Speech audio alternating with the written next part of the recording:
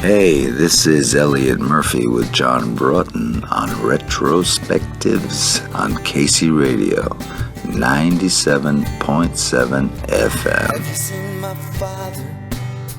Have you seen my brother? Have you seen my girlfriend? You were from a show business family, I believe. Yeah, pretty much. In the early days, my father had a show called The Aqua Show, which was a kind of outside water swimming pool extravaganza with big orchestras and everything. How influential do you think being from a show business family was towards you turning to music as a career? Well, I think in two ways it was important. My father's show, as it was outdoors, no matter how good the show was, if it rained that night, nobody came. So it kind of prepared me for the hazards, the luck of show business, really, of being a performer. Sometimes you can try your best and, well, it just doesn't happen like you expected. But I think, I can remember sitting, it was about 5,000 or 6,000 people, and the excitement of the crowd and the band, and Duke Ellington played there for a few seasons, and that excitement of the whole performance, I think that stayed with me, when the lights go down and the spotlights go on. I grew addicted to that at an early age. Tell us about an early band of yours, the Rapsillions. That was, 1966, I think. It was a band really of local kids from Garden City, Long Island, where I grew up. I had been in bands, the time I was 13, and we entered the New York State Battle of the Bands, and we won. We had a great lead singer, Jan Rundlet, and we sang songs by groups such as the Shangri-Las and a lot of Motown songs. And that was in 1967, and my father had died the year before, 65. So that was really a couple of dark years in my life, and winning that Battle of the Bands, I think, was the best bright spot in my life since my father's death a few years before, so it was very important. What were your ambitions in those days? Were you an ambitious type? Was I an ambitious kid? Yeah. Certainly not in school. Didn't do too well in school, and now I got a 14-year-old son, and I'm trying to convince him not to do as I say, not as I did, But I was pretty much, I started playing the guitar at 12, and that was the beginning of a very long-term love affair, and I still love picking up the thing, and always makes me feel good when I play it. And so I think in terms of the music, I was ambitious, and back in those days, that would be in the 60s, there was very little information about rock and roll. It's not like today at all. There was even no Rolling Stone until 67. That's right. Couldn't find words to songs or chords to songs, and you really had to search. And I was quite ambitious about that. I knew I liked playing that music. What was the first music to inspire you to want to be a musician yourself? It was there were two things. It was some of that early folk music, the Kingston Trio. I remember them, seeing them in concert. Also some of the kind of just pre-Beatles American rock and roll, people like Dion and the Belmonts, that New York doo-wop music.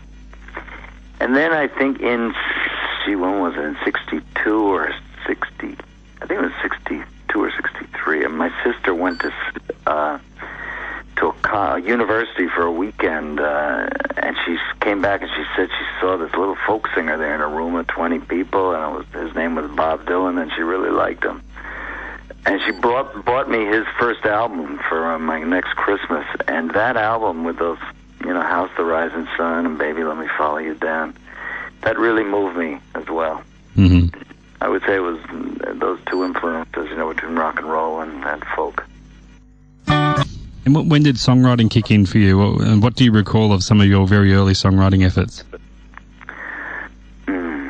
Well, in the early 70s, I was in a kind of a heavy metal band We were called Bang Zoom, and that's really when I got serious about songwriting, although my first tries were not too serious. I think the title of one of my first songs was Die Baby. Not too romantic.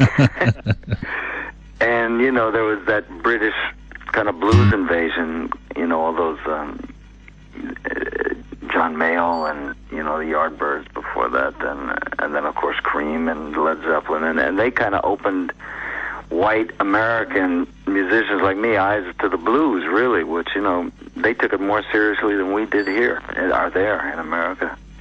So those are some of my early songwriting, and then I took a trip to Europe in 1971, and I was playing on the streets, playing in the metro in Paris, Amsterdam, and Rome, and I think I realized at that point it didn't really matter what I sang, and people would throw a few coins in the hat, and that's when I really started to write songs, and I wrote quite a few of the songs for my first album during that trip.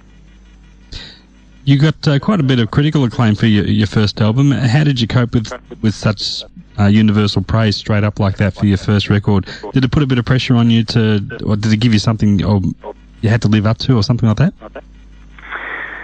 Well, all of that, but I would say I probably didn't cope with it very well. Looking back in retrospect, I certainly wasn't ready for it. When I was signed to Polydor Records, it was a small deal, you know, there wasn't that much excitement about me and the company, and the guy who signed me there ended up producing my album. We had a small budget, and he did such a great job. And then the album came out, and all of a sudden, some very influential rock critics in New York, like Dave Marsh and Robert Christgau, and then Robert Hilburn in Los Angeles, they started really laying the praise on that album, and got the record company excited, got me pretty scared, you know. I didn't really know who I was supposed to be. There was the whole new Bob Dylan thing, and they were comparing my first album with Blonde on Blonde, which was, you know, Bob's fifth or sixth album. So it was pretty frightening, I think, and it took me a long time to kind of come to terms with it. You mentioned that Bob Dylan tag, and you're one of many who at different times have been saddled with that new Bob Dylan title. Yes. That didn't sit too well with you at the time? Well,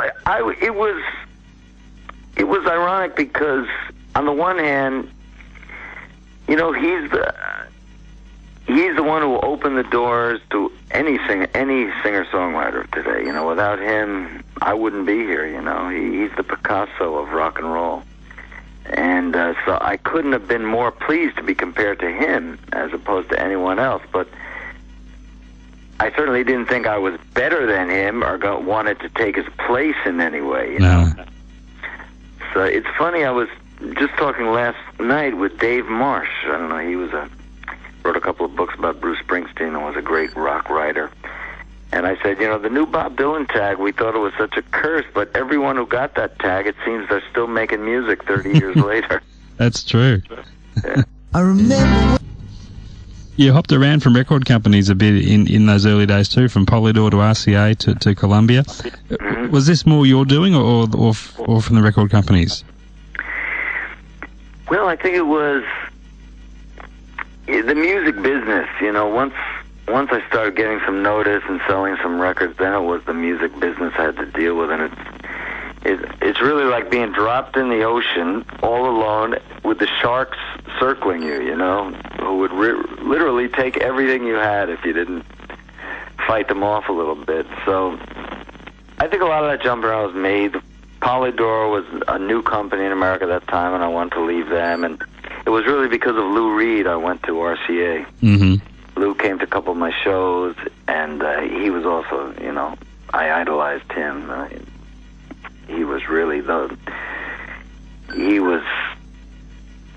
for New York rock and roll, he was really the man. And he brought me to RCA. I did 2 albums there. And then Columbia just gave us such a great offer that it was kind of an offer we couldn't refuse. You've never been short of critical acclaim through the years, but the commercial success hasn't really come with it. How frustrating has that gotten at times for you? It was certainly frustrating at the time in those early days. You in those first 4 albums because I just didn't know what I was doing wrong. You know, the albums, I put my heart and soul into them, and everyone seemed to like them, but I think there was a lot of resistance at the radio level to my stuff. I think they thought the lyrics were too, people wouldn't get it, or it was, you know.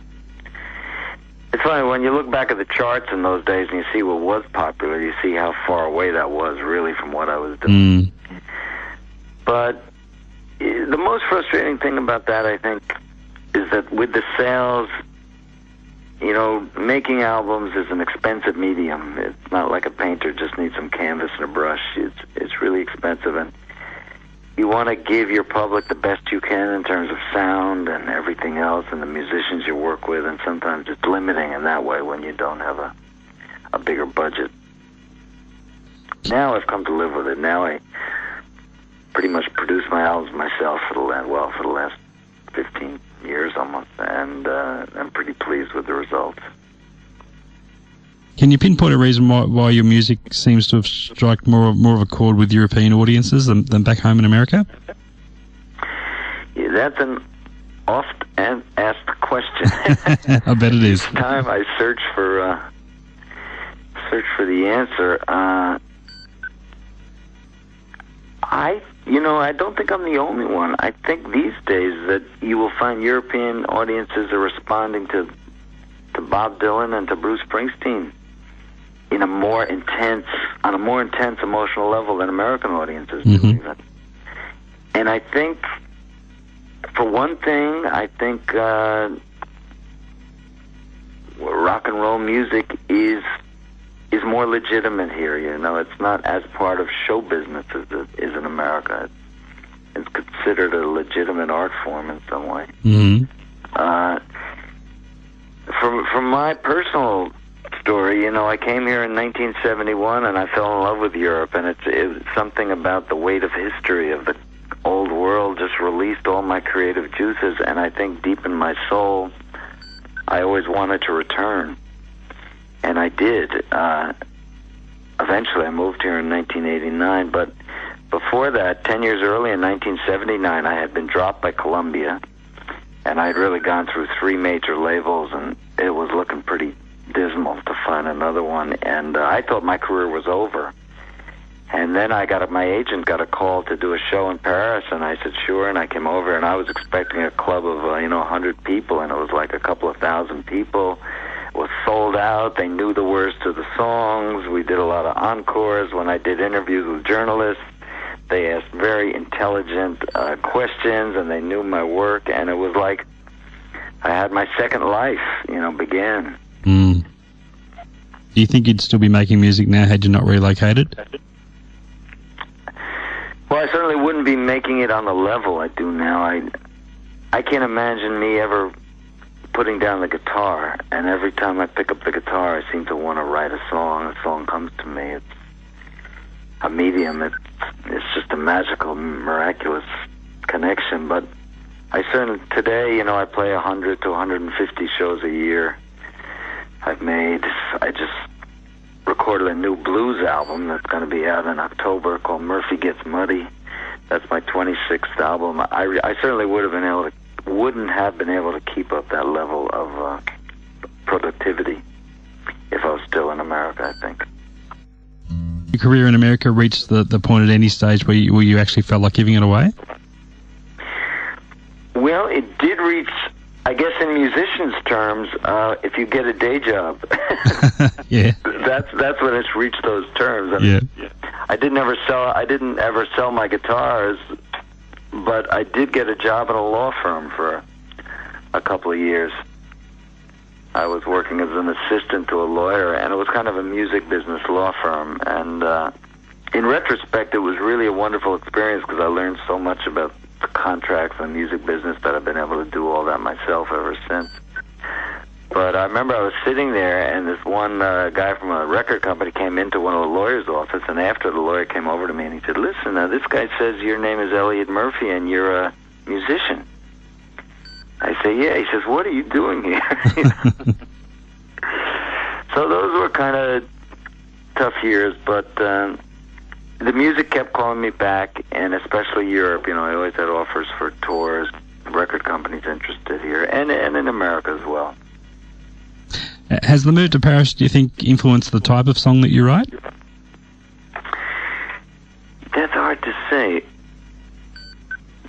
I work now with a French musician, a guitarist named Olivier Durand, and we've worked together for nearly 10 years. And certainly his guitar playing and his help with the arrangements on my songs is more European, and he's been influenced by Django Reinhardt and a certain kind of European music that an American musician would probably not be influenced by.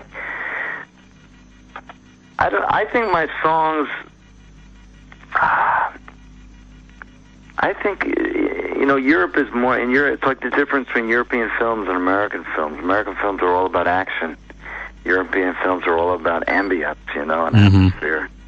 And I think maybe my songs have always tended to be more on that side, more evocative of something than very active in the present sense.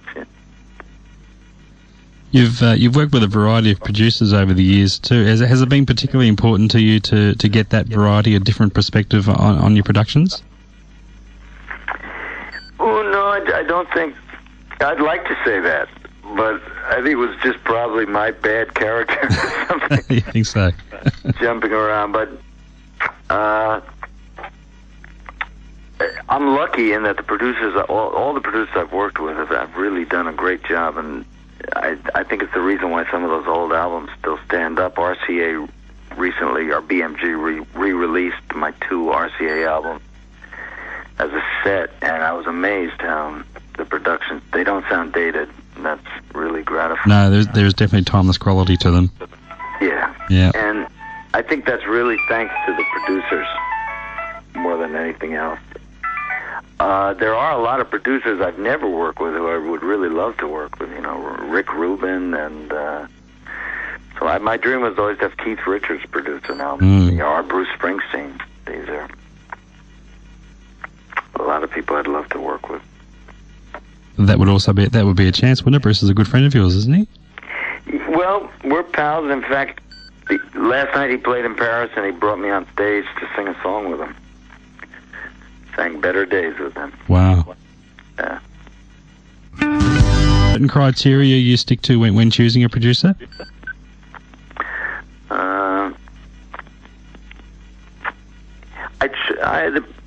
When I've used outside producers, I've always tried to present them. I like to see what they produced, but though that's not always relevant, and I like to present them with my demos, and I really like to see that they have a respect for the song, because to me the recording process is almost like a minefield that you take these songs into, and you just hope they don't explode before you get them out on the other side, that they keep the original essence, the original intensity you felt when you wrote the song. So the respect for the song, I think, is something I've always looked for with producers. Mm-hmm.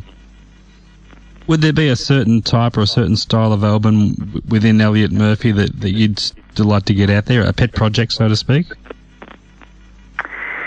Yeah. One project I always had, which is kind of bizarre concept, would be to do a triple album. The first CD would be the demos of the songs, how they were when you wrote them. Mm-hmm. The second one would be the recorded songs in the studio, and the third one would be how they sound live. Okay. Because that's really the journey that songs take. Yeah. And the way that journey should work is they get better and better. And by the time you're playing them live, they really turn into something else.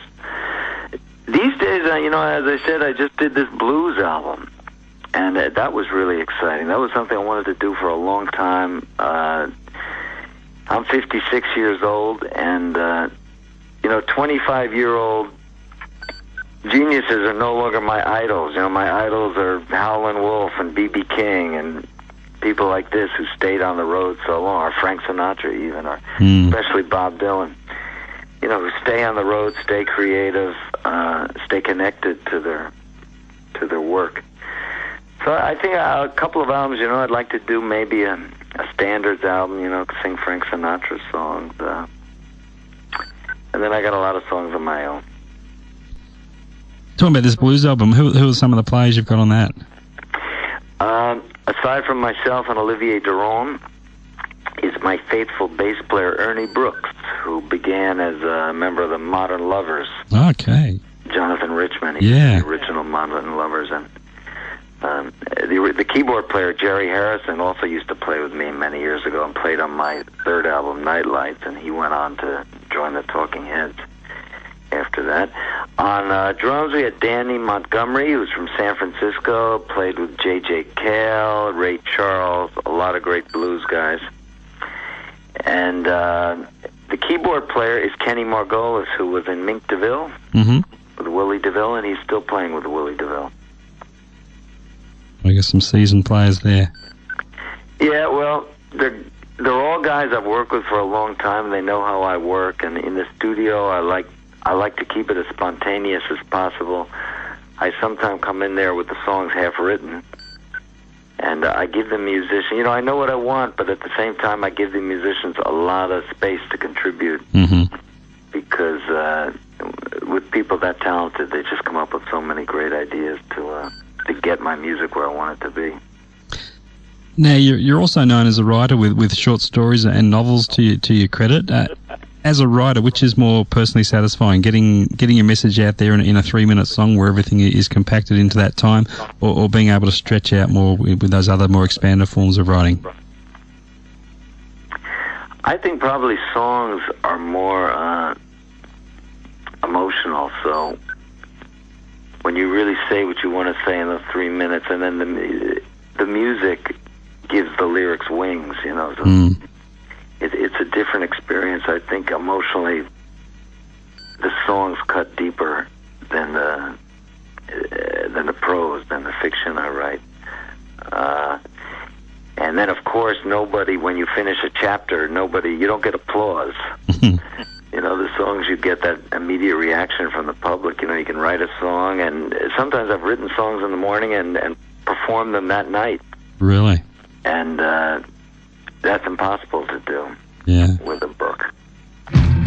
Has either type of writing influenced the other for you? Like, has your songwriting influenced your prose writing and vice versa? I think there are writers who influence my songwriting and have obviously influenced my writing too. I'm a great fan of F. Scott Fitzgerald and Hemingway and Jack Kerouac, Henry Miller, so many others. A good phrase works either way. It works in a song and it works on a page. So I think probably my lyrics and my fiction have both been more influenced by writers than by songwriters. Sometimes it's hard to see that connection directly, but I know that when I read great writers, I hear the music in their words. You've also written for music magazines. Has that experience altered the way you look at the music press? Yeah, it has. And whenever I've done that, and unfortunately I just haven't had time to do that in a long while, but there was always my ground rule was I was never going to write anything negative. I wouldn't write a bad review of an album or a negative interview. I always told whoever I worked with, if it was Rolling Stone or whatever else, that I only wanted to do positive things. And I was really lucky that I got to interview Keith Richards and Tom Waits, So I reviewed The Clash and a couple other things, and it was always very positive. And I guess when I do that, all the things that maybe piss me off about rock writing, I try not to do that when I do something, Yeah. There is a certain element in rock writing as you're only as good as your last album. So I always try to look at an overview of careers, and not just sum it up in the last 10 songs someone had released. But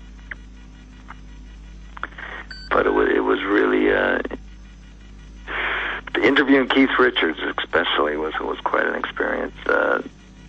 When he came out, and he was really charming and gentleman, and first thing he said to me, he said, "Someone told me you're a musician too." And I said, "Yeah." And he said, "What do you play?" And I said, "The guitar." And he said, "Oh, that damn thing."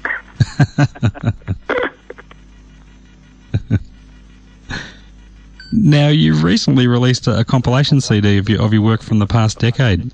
Mm-hmm. What criteria did you use in the selection process of the tracks? The first criteria was we kind of sent the word out among the fans.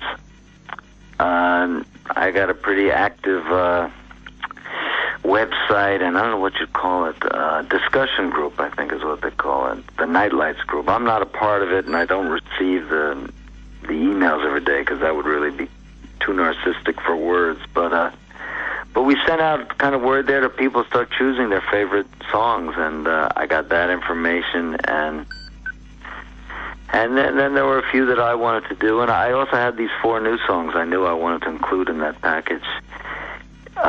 People often ask why it was just from the last 10 years, and that's because there have been 2 other compilations, although maybe not as well known. There was one called Diamonds by the Yard, which was really from the 70s. Another called Going Through Something, which was from the 80s. So this is my 3rd compilation. And just before we finish up, Elliott, what other plans have you got coming up in the near future? I'm going back out on the road. You know, that's like a constant in my life. I tour constantly. I play constantly. I adore my public. I finally learned that my greatest treasure, outside my family, is really my fans. They give me so much, and I always want to be there for them and do as much as I can. This blues album will be out in October. I just had a novel published called Poetic Justice, which is a Western. And it's published first in French. It'll be out in Italian next year, and I hope in English one of these days. But it seems we're getting closer to that goal. And I think that's about it for now. Are you going to tour the blues album and do blues shows? Yeah. Fantastic. I am. I'm going to... Each September, I kind of look at my set and try and change it and do something different. Although we do change the set each night, but to really change the direction. But I'm going to really support this album. We did... On the album, there's Terraplane Blues by Robert Johnson. There's a lot of Muddy Waters, Willie Dixon, Slim Harpo, and I'm going to do all that. Fantastic. We'll look forward to that one. And just as we finish up, any regrets at all? If you could go back and change anything, what would it be? John, I think the one thing I wish in the very early days I would have put more emphasis on performing, and I would have stayed out on the road more, because finally that's the most gratifying aspect of what we do.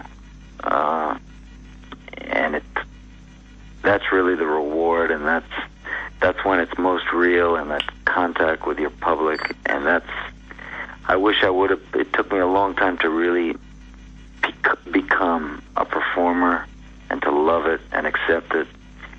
So I guess that's about all. Everything else, I look where I am today. I'm living in Paris. I got a 14-year-old son who's playing guitar with me sometimes. So I can't really regret too much. Life is good. Life is good, man. Thanks so much for your time. It's a real treat to catch up with you, and it's great to hear you still bursting with enthusiasm for your music after all this time. No other option. We'll look forward to the blues album, and it would be great if you could bring the band down here and play for us. We'd love to see you. Well, if I had mentioned another regret, that would have been it, that I've never been to Australia on tour, but maybe we'll get down there one of these days. That's right. It's not too late. Not too late. Okay. All the best, Elliott. Thanks a lot. Thank you, John. You take care. Bye-bye.